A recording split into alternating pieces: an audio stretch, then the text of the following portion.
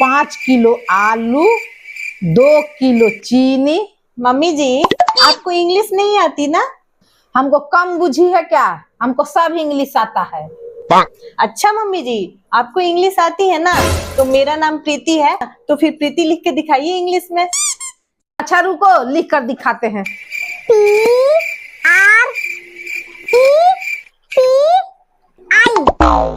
प्रीति। लो लिख तो दिए। अरे मम्मी जी ऐसे नहीं होता है, देखिए मैं बताती हूँ।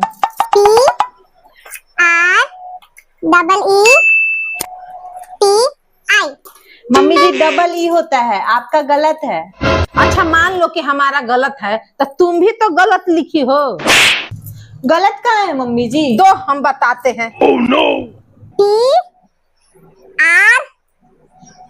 ये वाला जो ई है ना वो यहाँ पर रहेगा, ये वाला जो ई है ना वो यहाँ पर रहेगा।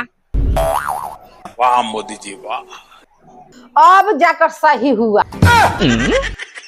कोई बात नहीं है, गलतियां सबसे होती रहती है।